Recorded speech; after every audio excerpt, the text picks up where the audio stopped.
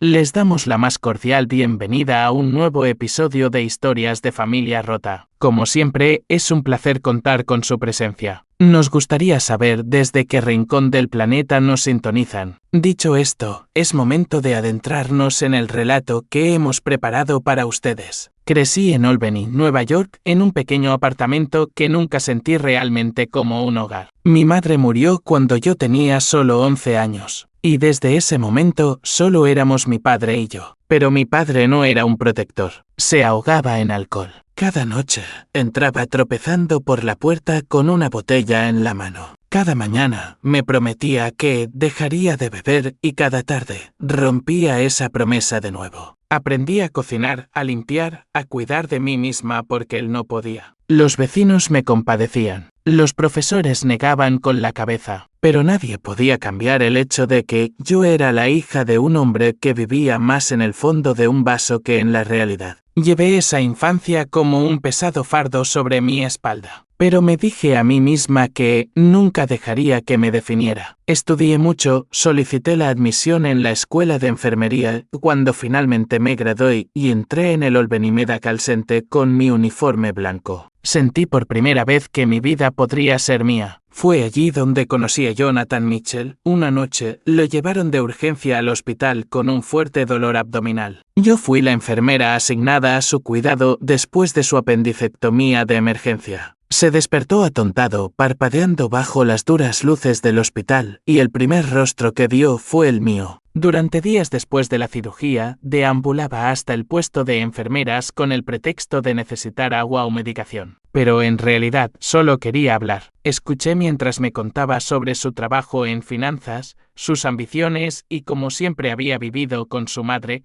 Eleanor, después de la muerte de su padre. Parecía refinado, amable, confiable, todo lo contrario al caos en el que yo había crecido. Cuando me invitó a salir, dudé, pero Jonathan tenía una forma de hacerme sentir segura, como si mi pasado no importara. En menos de un año, nos casamos. No hubo una ceremonia lujosa ni una gran recepción. Firmamos los papeles en el ayuntamiento, cenamos con algunos de sus colegas y eso fue todo. Para mí fue suficiente. Finalmente era la esposa de alguien, finalmente no estaba sola. Pero la verdad que no había querido enfrentar me esperaba en la casa de Jonathan. Su madre, Eleanor Mitchell, era una mujer tallada en hielo. Desde el momento en que crucé su puerta, con mi pequeña maleta y lo que yo creía que era una sonrisa esperanzadora, me miró de arriba abajo con un desdén apenas disimulado. Ella había querido una esposa diferente para su hijo, alguien con pedigrí, alguien digno del apellido Mitchell, no una enfermera que creció con un padre borracho. Me dije a mí misma que podría ganármela. Cociné, limpié, respeté sus rutinas. Pero los ojos de Eleanor se posaban en mí con un juicio silencioso y sus palabras cortaban más que los cuchillos. Cuando pasaron los meses y no me quedé embarazada, sus comentarios se volvieron crueles. Una familia sin hijos no es una familia en absoluto, susurraba lo suficientemente alto para que yo la oyera. Jonathan me decía que la ignorara, que no lo decía en serio. Pero nunca la enfrentó. Él era su único hijo, atado a ella por una vida de culpa y obligación. Nuestro apartamento se convirtió en un campo de batalla disfrazado de hogar. Andaba de puntillas alrededor de los humores de Eleanor. Intentaba aferrarme al afecto de Jonathan y me decía a mí misma que las cosas mejorarían. Pero cada día sentía que las paredes se cerraban a mi alrededor. Cada noche yacía despierta junto a un esposo que no podía o no quería elegirme a mí por encima de su madre. Ya no era la chica que soñaba con salvar vidas en un hospital. Solo era una mujer atrapada, asfixiándose en un matrimonio que ya comenzaba a resquebrajarse. Vivir bajo el mismo techo que Eleanor era como compartir espacio con una nube de tormenta. Siempre lista para estallar, siempre lista para empaparme con su desaprobación. Al principio enmascaraba su desdén con comentarios educados, pero no tardó en quitarse la máscara. Me recordaba constantemente de dónde venía, que mi padre no era más que un borracho, que nadie de mi tipo de origen llegaba a mucho. Jonathan merecía algo mejor, decía, sin siquiera molestarse en bajar la voz. Lo que más dolía no eran sus palabras, era el silencio de Jonathan. Se sentaba en la mesa de la cocina, mirando su café, fingiendo no escuchar. Más tarde, cuando estábamos solos, susurraba, no lo dice en serio. Ya sabes cómo es ella. Pero nunca le dijo que parara. Nunca me defendió. Su amor era real. Yo lo creía, pero su lealtad a su madre era más fuerte. Y cada vez que elegía no hablar, una pequeña parte de mí se rompía. A medida que los meses se convertían en años, las acusaciones de Eleanor se agudizaban. Mi incapacidad para quedar embarazada se convirtió en su arma favorita. Sacudía la cabeza cuando yo pasaba por el pasillo, murmurando, una esposa estéril no es una esposa en absoluto. Cuando venían los vecinos, suspiraba dramáticamente y decía, todavía sin hijos, como si yo no estuviera allí de pie. Jonathan forzaba una sonrisa, cambiaba de tema, pero el daño ya estaba hecho. Nuestro matrimonio comenzó a cambiar de maneras que no pude detener. Jonathan empezó a trabajar hasta más tarde, o eso decía. Cuando llegaba a casa, estaba demasiado cansado para hablar, demasiado cansado para escuchar. La calidez que, una vez hubo entre nosotros, se estaba enfriando, desvaneciéndose en algo más parecido a una convivencia educada. Traté de aferrarme a él, al hombre del que me había enamorado en esa habitación de hospital, pero se alejaba cada día más de mí. El apartamento en sí se sentía cada vez más pequeño. Eleanor lo controlaba todo, desde que comidas se cocinaban hasta cómo se disponían los muebles. Insistía en manejar las facturas, las compras, incluso qué cortinas colgaban en nuestro dormitorio. No tenía espacio propio, ningún rincón donde pudiera respirar libremente. Incluso en la cocina, si intentaba preparar la cena, ella se cernía sobre mi hombro, criticando cada movimiento. Demasiada sal, demasiado aceite. No me extraña que no puedas darle un hijo a mi hijo. Ni siquiera sabes cocinar bien. Comencé a retraerme, moviéndome como un fantasma por ese apartamento de 2 habitaciones. En el trabajo, me sentía útil, capaz, respetada. Pero en el momento en que cruzaba nuestra puerta, era como si me volviera invisible, nada más que una invitada no deseada en mi propio matrimonio. Jonathan intentó, a su manera, suavizar los golpes. De vez en cuando me traía flores o me llevaba a pasear por Washington Park. Esos breves momentos me daban esperanza. Pero en cuanto volvíamos a casa, el hechizo se rompía. Eleanor estaría esperando, sus ojos afilados moviéndose entre nosotros, y Jonathan se retiraría al caparazón de un hijo obediente. El amor por sí solo no fue suficiente para salvarnos. Me di cuenta demasiado tarde. Nuestro matrimonio ya no se basaba en la asociación o los sueños. Se mantenía unido por la costumbre, por el silencio y por mi desesperada esperanza de que algo cambiara. Pero cada noche, acostada y despierta en ese sofocante apartamento, sabía la verdad. Vivía en la casa de otra persona, bajo las reglas de otra persona, con un esposo que no podía defenderme. Estaba casada, pero completamente sola.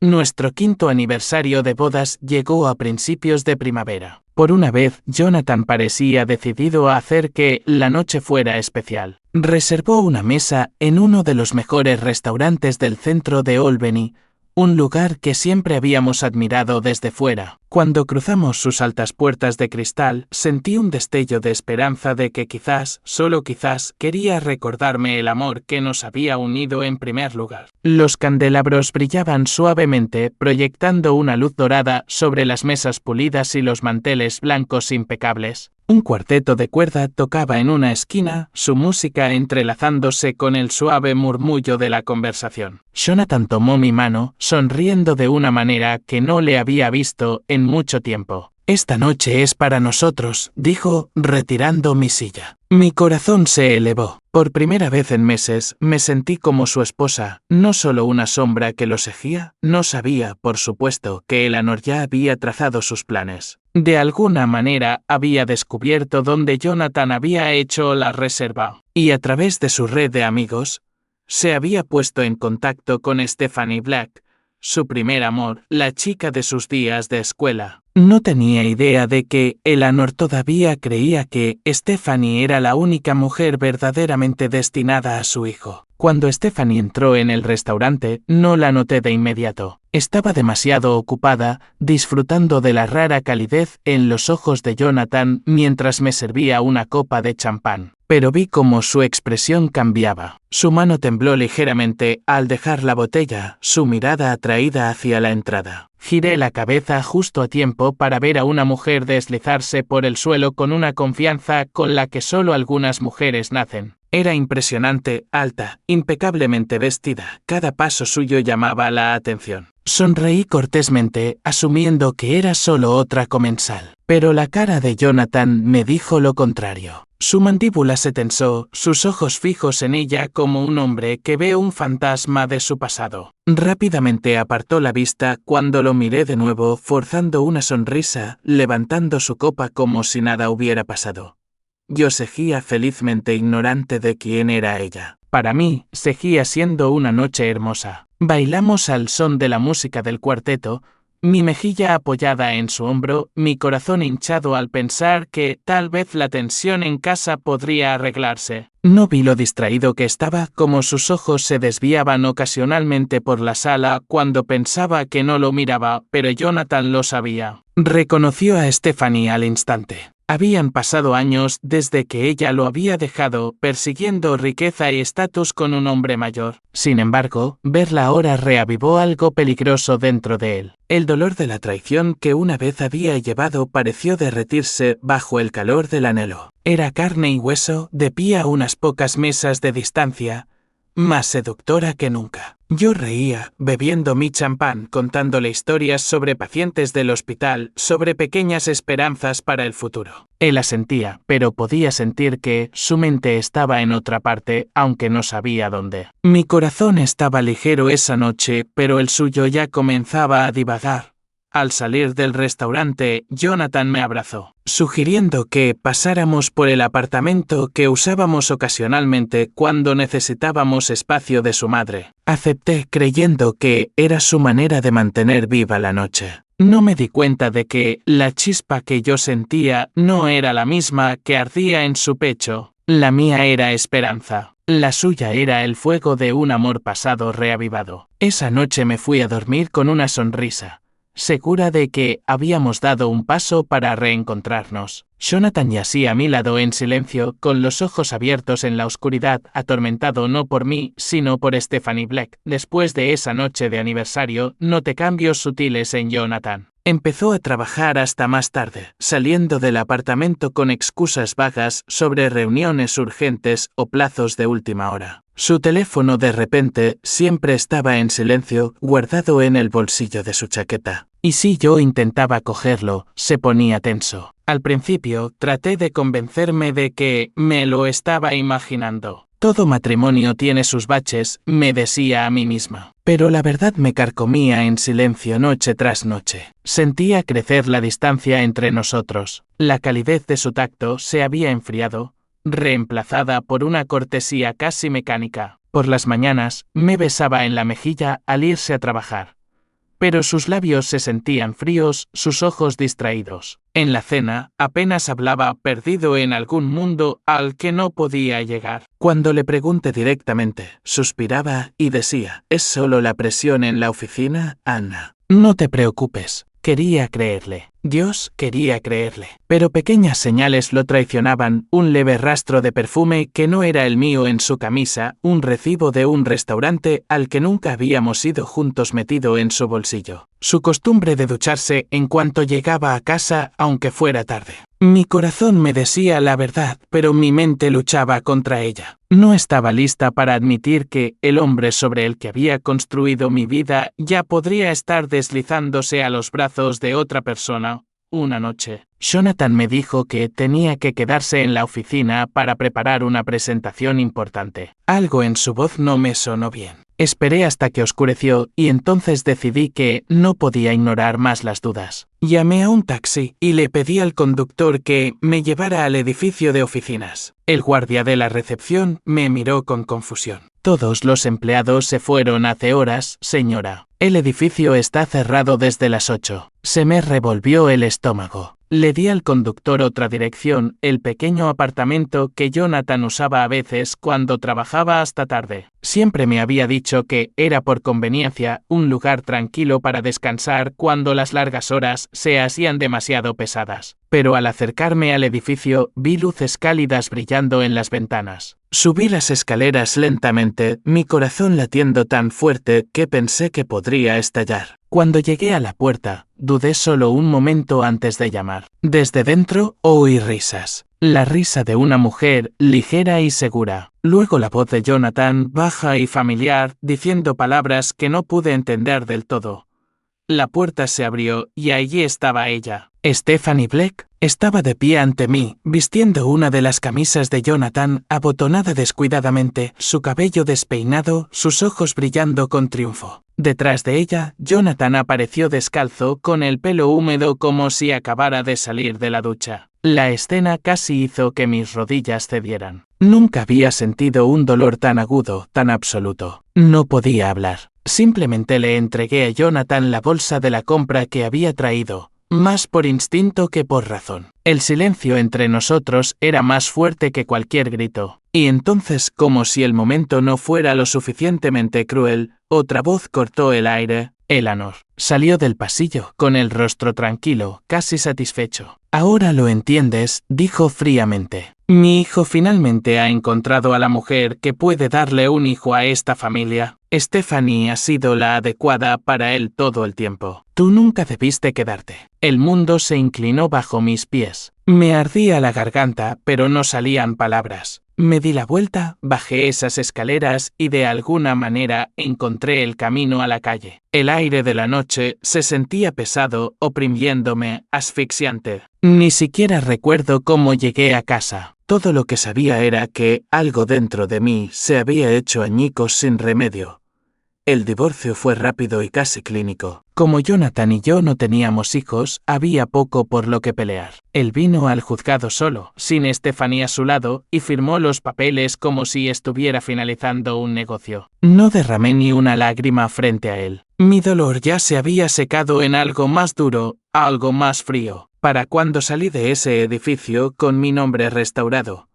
Ya no era su esposa, solo una mujer descartada, olvidada. Empaqué lo poco que tenía y volví a vivir con mi padre. El apartamento no había cambiado mucho desde que era niña. Botellas vacías abarrotaban la encimera de la cocina, el aire espeso con el olor agrio a alcohol rancio. Apenas levantó la vista cuando llegué, solo gruñó, así que no funcionó. Era de esperar. Sus palabras me dolieron, pero estaba demasiado cansada para luchar. Me dije que me quedaría solo hasta encontrar una manera de seguir adelante. Pero entonces su salud comenzó a empeorar. Años de bebida le pasaron factura y una noche se desplomó en el suelo del baño. De alguna manera, con manos temblorosas, logré llevarlo al hospital. Supliqué a los médicos que hicieran todo lo posible, observándolo conectado a 4 vías, pálido y tembloroso. Recordé a la niña que una vez fui, la que había anhelado un padre que se preocupara. Y ahora aquí estaba él, destrozado por la vida que eligió, y yo era la única que quedaba para cuidarlo. Compaginé mis turnos en el hospital con visitas a su sala, robando momentos de sueño en duras sillas de plástico. Era agotador, pero no podía abandonarlo, por mucho que él me hubiera abandonado a lo largo de mi vida. Cuando una compañera enfermera, Valentine, me dijo que mostraba signos de mejoría, sentí alivio por primera vez en semanas. Quizás las cosas estaban cambiando, pero el destino aún no había terminado conmigo. Un nuevo supervisor se había hecho cargo del personal de enfermería, un hombre que parecía decidido a deshacerse de cualquiera que no le fuera leal. Escrutaba cada movimiento que hacíamos, esperando errores. Una noche, después de un largo turno, una colega que apenas conocía me pidió que cubriera sus tareas mientras ella tomaba un descanso prolongado. No le di mucha importancia hasta la mañana siguiente, cuando se descubrió que faltaban narcóticos controlados. Las pastillas fueron encontradas en mi taquilla. Supe al instante que me habían tendido una trampa. Mis protestas cayeron en oídos sordos. El supervisor me llamó a su oficina, su expresión ya endurecida por el juicio. Puedes renunciar en silencio, dijo, o tendremos que escalar esto formalmente. Me quedé sentada, insensible, dándome cuenta de que luchar solo mancharía más mi nombre. Con manos temblorosas, firmé los papeles de renuncia. Cuando salí de ese hospital por última vez, sentí como si el mundo me hubiera dado la espalda por completo. Había perdido a mi esposo, mi hogar, mi reputación y ahora mi carrera. Incluso mi padre, que había sido dado de alta, no me mostró gratitud. Se quejaba de la comida que yo cocinaba. Maldecía cuando intentaba limitar su bebida y me dijo más de una vez que yo era una carga. Una noche, mientras me gritaba desde la sala de estar, me quedé junto a la ventana y miré las luces de la ciudad. Albany ya no se sentía como un lugar en el que pudiera sobrevivir. A donde quiera que miraba, me acosaban fantasmas, de un matrimonio que se había desmoronado, de una carrera arrebatada, de una familia que nunca había sido realmente mía. Y así tomé la única decisión que me quedaba. Me iría. No sabía exactamente a dónde iría, pero sabía que no podía quedarme, con nada más que una pequeña maleta y el más leve hilo de esperanza. Salí del apartamento de mi padre, salí de Albany y salí de la vida que ya me había costado todo. Dejé Albany sin un plan claro, solo con la convicción de que no podía seguir asfixiándome en las ruinas de mi antigua vida. Mi madre se había criado cerca de Bellington, Vermont, y recordaba vagas historias que me había contado de niña sobre una casa tranquila rodeada de árboles. Un lugar donde ella y su hermana solían jugar. Sin otro lugar a donde ir, subí a un autobús que se dirigía al norte, aferrada a una única maleta, como si contuviera no solo mis pertenencias, sino las últimas piezas de mí misma. Cuando finalmente llegué, la casita que una vez había pertenecido a mi madre era casi irreconocible. El techo se hundía en algunos lugares. El porche se inclinaba peligrosamente hacia un lado, y las malas hierbas se habían tragado el jardín. Subí los escalones que crujieron bajo mi peso y abrí la puerta. El polvo se arremolinaba a la luz del sol, asentándose sobre muebles rotos y tablas de suelo deformadas. La casa olía a madera húmeda y abandono. Se me encogió el corazón. Había imaginado que podría estar en mal estado, pero esto se sentía más cerca del colapso que de un refugio. Me senté en los escalones del porche, cubriéndome la cara con las manos. Por primera vez desde que dejé Albany, las lágrimas llegaron, calientes e imparables. Me sentí pequeña e indefensa, como si hubiera cambiado una prisión por otra. ¿Estás bien, querida?, llamó una voz suave. Levanté la vista y vi a una mujer mayor de pie al borde del jardín. Llevaba un sencillo cardigan, su pelo plateado recogido pulcramente, sus ojos llenos de preocupación. Así fue como conocí a Harriet Collins, la antigua vecina de mi madre. Me dijo que me había reconocido de inmediato. Eres la hija de Verónica, ¿verdad? Te pareces mucho a ella. Sus palabras me envolvieron como una manta que no sabía que necesitaba. Cuando le expliqué que la casa se estaba cayendo a pedazos y que no tenía a dónde quedarme, Harriet no dudó. Ven conmigo. Vivo justo al otro lado de la carretera. Tengo espacio y me vendría bien la compañía. Su hogar era cálido y modesto, lleno de lerroume a pan recién horneado y jabón de lavanda. Me mostró una pequeña habitación de invitados, pulcramente preparada como si me hubiera estado esperando. Esa noche, acostada en la cama blanda, me sentí más segura que en años. Los días se convirtieron en semanas. Empecé a ayudar a Harriet en la casa, alimentando a sus gallinas, cuidando su pequeño jardín, llevando las compras. A cambio, ella compartió conmigo el tranquilo ritmo de la vida en el campo. Por primera vez en años, me desperté con el canto de los pájaros en lugar de gritos, con el olor a aire fresco en lugar de alcohol rancio. Encontré un trabajo a tiempo parcial en una pequeña tienda general del pueblo. El trabajo era simple: reponer estanterías, cobrar a los clientes. Pero me dio un propósito, una razón para levantarme cada mañana. La gente del pueblo aprendió rápidamente mi nombre, saludándome con sonrisas, tratándome no como una extraña, sino como una de los suyos. Por las tardes, Harriet y yo nos sentábamos en su porche, bebiendo té mientras el sol se ocultaba tras las colinas. Me contaba historias de su juventud, de su difunto esposo, del hijo del que rara vez hablaba. Y a cambio, yo le contaba partes de mi propia historia, aunque le ahorré los detalles más feos. Poco a poco, se convirtió en más que una vecina. Se convirtió en la madre que pensé que había perdido para siempre. A veces, cuando se acercaba para darme una palmadita en la mano, decía en voz baja: «Eres la hija que nunca tuve», y por primera vez en mucho tiempo creí que todavía podría merecer amor aunque viniera en formas que no había esperado. El invierno fue duro para Harriet. Siempre había sido fuerte, moviéndose por su casita con una determinación tranquila.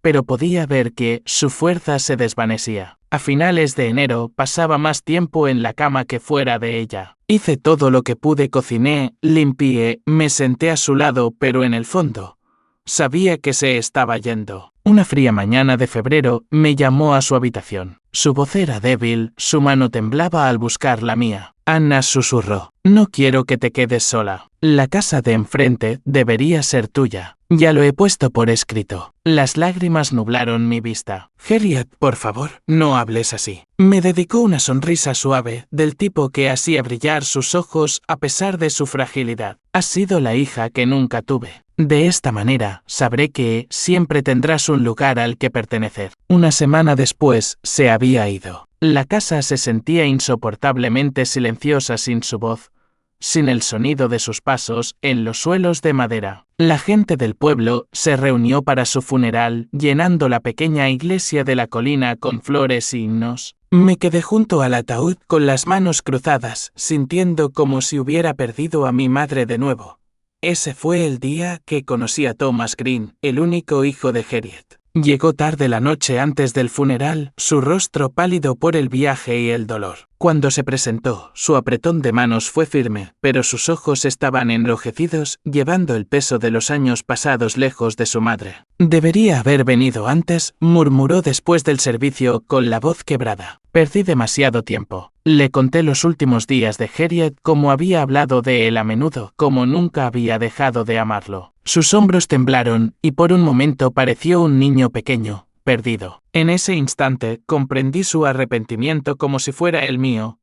Durante los días siguientes, Thomas se quedó en el pueblo para arreglar los asuntos de su madre. Nos encontramos hablando a menudo, a veces durante horas. Me preguntó sobre mi vida, y aunque no compartí cada detalle doloroso, le conté lo suficiente para que entendiera que yo también llevaba cicatrices. No me compadeció. Simplemente escuchó, y en su presencia tranquila, me sentí vista de una manera que no me había sentido en años. Una tarde, mientras estábamos fuera de la casa de Harriet, Thomas miró hacia el techo hundido de la vieja casa de mi madre al otro lado de la carretera. «Podría ser hermosa de nuevo», dijo con un poco de trabajo. Reí suavemente. «Es más una ruina que un hogar». «Entonces déjame ayudarte», respondió simplemente, fiel a su palabra. Thomas se arremangó y se puso a trabajar. Juntos, limpiamos el jardín, reparamos el techo y fregamos el polvo y el moho de las paredes. Con cada clavo martillado, cada tabla reparada, la casa comenzó a sentirse menos como una reliquia de mi pasado roto y más como la base para algo nuevo. Pero no era solo la casa lo que se estaba reconstruyendo. Era yo. Trabajando junto a Thomas, compartiendo comidas después de largas jornadas de trabajo, sentí un calor que se agitaba dentro de mí, algo frágil pero innegable. Su presencia era firme, confiable y amable. No había palabras afiladas, ni juicios silenciosos, ni silencios fríos, solo una comprensión tranquila y una compañía que se convirtió en algo más con cada día que pasaba. A veces, mientras la luz del atardecer se derramaba por las ventanas recién limpiadas, lo sorprendía mirándome con sus ojos amables, casi protectores. Y aunque ninguno de los dos pronunció las palabras en voz alta, supe que el amor comenzaba a florecer de nuevo. Justo allí, entre las tablas rotas y el olor a pintura fresca. Para cuando llegó la primavera, la casita comenzaba a parecer viva de nuevo. Thomas y yo habíamos plantado flores junto al porche, sus colores brillantes contra la madera desgastada. Y cada tarde nos sentábamos en los escalones viendo el sol hundirse tras las colinas de Vermont. Por primera vez en años, la paz parecía posible, pero la paz nunca dura para siempre. Una tarde, al regresar de la tienda, vi un coche que no reconocí aparcado cerca de la cancela. De pie en el jardín estaba Eleanor Mitchell. Su postura era rígida, sus ojos más afilados que nunca, aunque detrás de ellos vislumbré algo que nunca había visto antes: desesperación. Anna, dijo, su voz temblando ligeramente. Por favor, tenemos que hablar. Quise darme la vuelta, entrar y cerrar la puerta, pero algo en su tono me hizo detenerme. Me crucé de brazos y esperé. Es Jonathan, comenzó, retorciéndose las manos. Ha perdido su trabajo. Le debe dinero a gente que ni siquiera puedo nombrar. Y Stephanie lo ha dejado. Está destrozado, Anna. Necesita ayuda. Te necesita a ti. Por un momento, las palabras quedaron suspendidas en el aire, casi absurdas en su audacia. Después de todo lo que había hecho, después de haberse parado frente a mí y declarar que no era digna, después de haberme entregado a la humillación y el dolor,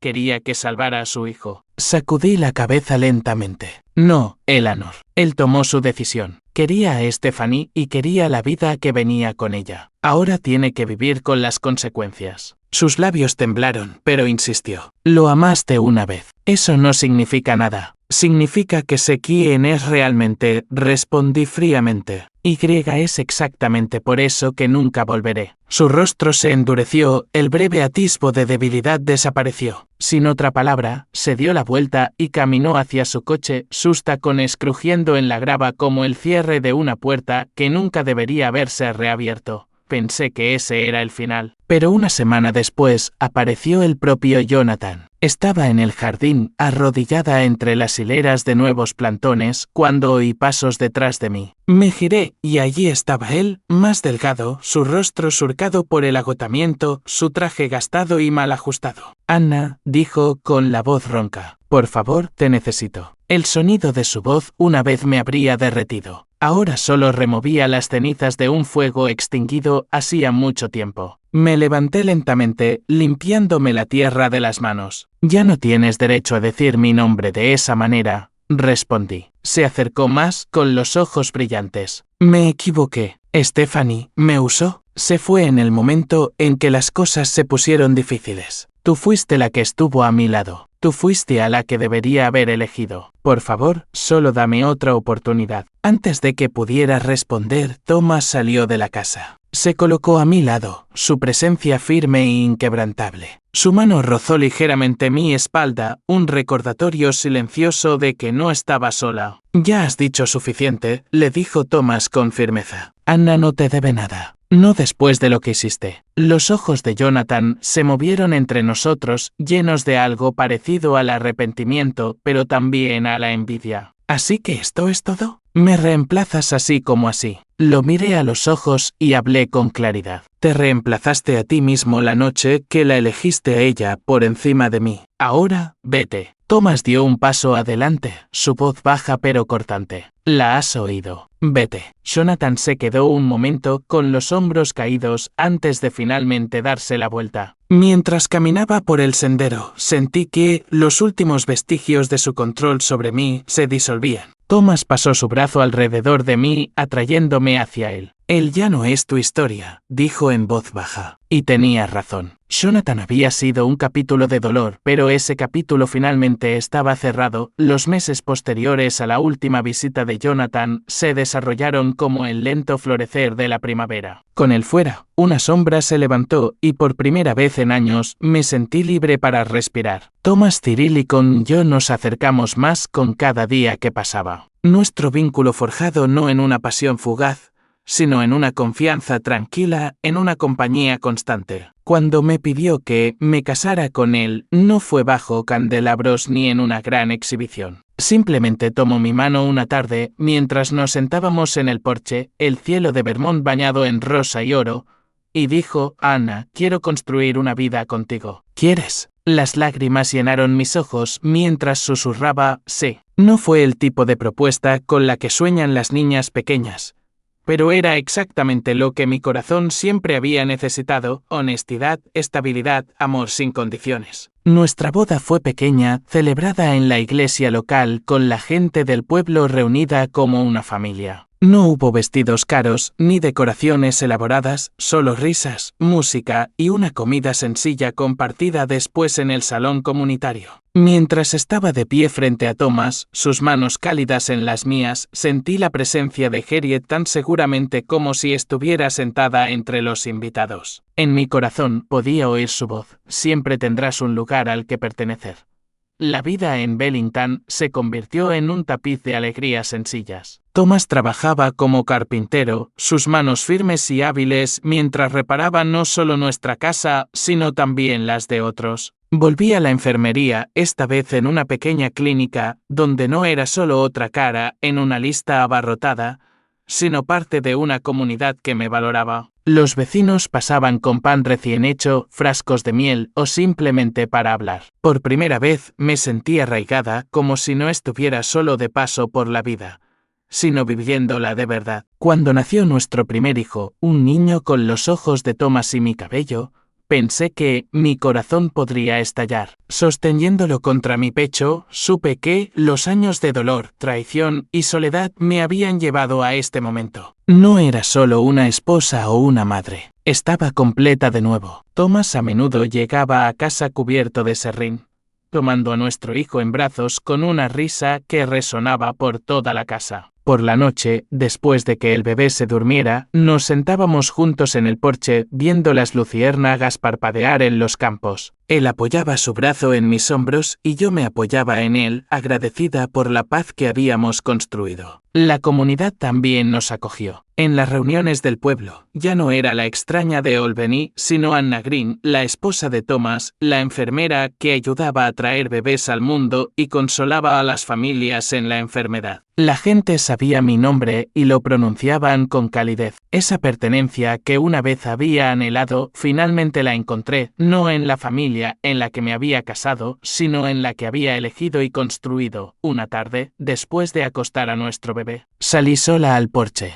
El aire de la noche era fresco, trayendo el aroma de las flores silvestres y el humo de la leña. Me senté en la mecedora, acunando a mi hijo en mis brazos, su pequeña respiración constante contra mi pecho. Mientras contemplaba las estrellas, mi mente se desvió hacia Harriet. Sin su amabilidad, nunca habría tenido la fuerza para quedarme en Vermont, nunca habría encontrado a Thomas, nunca habría conocido esta paz. Ella había sido la madre que necesitaba en el momento en que estaba más perdida. Y su regalo, la casita al otro lado de la carretera, había sido más que un refugio. Había sido la base de una nueva vida. Incliné la cabeza, susurrando suavemente para que solo la noche pudiera oír. Gracias, Harriet. Lo cambiaste todo. Y mientras mi hijo se removía suavemente en su sueño, sentí una certeza tranquila instalarse en mi corazón. Mi historia ya no era una de traición y pérdida. Era una de resiliencia, amor y el tipo de familia que perdura no por la sangre, sino por la elección. Gracias por acompañarme en esta aventura. Si te sentiste parte de esta historia, suscríbete para que sigamos creciendo juntos. Recuerda que cada paso cuenta en tu propio viaje. Nos vemos en la próxima parada.